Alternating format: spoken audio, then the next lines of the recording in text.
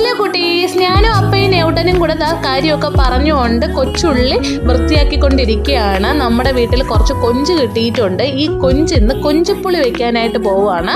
കൊഞ്ചുപ്പുളി എന്ന് പറയുന്ന ഐറ്റം ഞാൻ ആദ്യമായിട്ട് കേൾക്കുകയാണ്. ഞാൻ കൊഞ്ച് പൊരിച്ചത്, കൊഞ്ച് റോസ്റ്റ്, കൊഞ്ച് കറി വെച്ചതൊക്കെ കഴിച്ചിട്ടുണ്ട്. പക്ഷേ കൊഞ്ചുപ്പുളി ആദ്യമായിട്ടാണ് കഴിക്കുന്നത്. ഇതിൻ്റെ പ്രധാന ടേസ്റ്റ് നിർണ്ണയിക്കുന്നതാണ് ഈ ഒരു കൊച്ചുള്ളിയാണ്.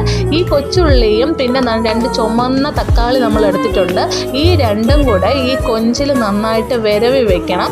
അതാണ് ഇതിൻ്റെ പ്രധാന ടേസ്റ്റ് എന്നാണ് അപ്പ പറയുന്നത്. ഇത് അപ്പ തന്നെ കണ്ടുപിടിച്ച ഒരു സ്പെഷ്യൽ ഡിഷാണ്. എങ്ങനെയാണ് ഇതിൻ്റെ മേക്കിംഗ് രീതി എന്ന് നമുക്ക് നോക്കാം.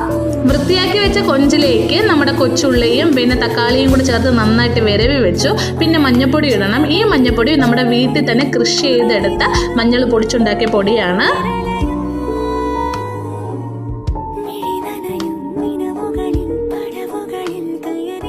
മഞ്ഞൾപ്പൊടി ഇട്ട് കഴിഞ്ഞാൽ പിന്നെ ഉപ്പ് ഇടണം. ഉപ്പ് നിങ്ങൾക്ക് എത്രയാണോ ആവശ്യമുള്ളത് അത്ര മാത്രം ഇട്ടാൽ മതി.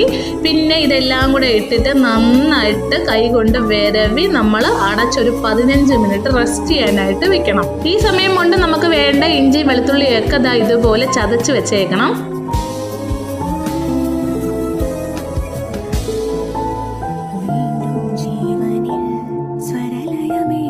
അടുത്തതായിട്ട് നമ്മൾ കൊഞ്ചുപുളി ഉണ്ടാക്കുക. അതിന് വേണ്ടി ചട്ടി നന്നായിട്ട് ചൂടാക്കാൻ വെക്കണം. ചൂടായ ചട്ടിയിലോട്ട് വെളിച്ചെണ്ണ ഒന്ന് ചൂടായതിന് ശേഷം കടുക് ഇടണം. കടുക് നന്നായിട്ട് പൊട്ടണം, പക്ഷെ കരിയാനായിട്ട് പാടില്ല.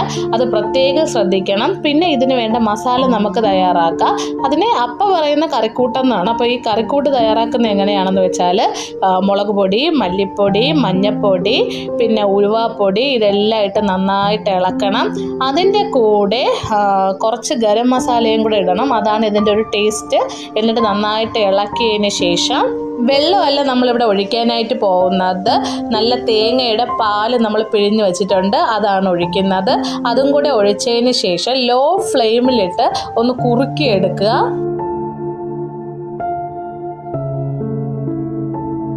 കുറുകി വന്ന ഈ കറിക്കൂട്ടിലോട്ട് ആവശ്യത്തിന് ഉപ്പ് ചേർക്കണം. അത് നിങ്ങളുടെ അളവനുസരിച്ച് വേണം ചേർക്കാനായിട്ട്.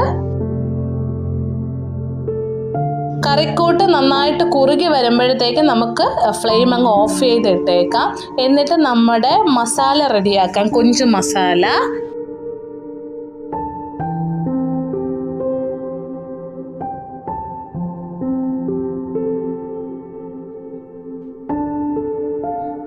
കൊഞ്ച് മസാല റെഡിയാക്കുന്നതിന് മുമ്പായിട്ട് തന്നെ നമ്മുടെ കറിയുടെ പേര് കൊഞ്ച് പുളിയാണ്. അതുകൊണ്ട് തന്നെ ഇതിന് പുളി വേണം. ആ പുളിക്ക് ആവശ്യമുള്ള പുളി നമ്മൾ വെള്ളത്തിലിട്ട് വെച്ചേക്കണം. നമ്മുടെ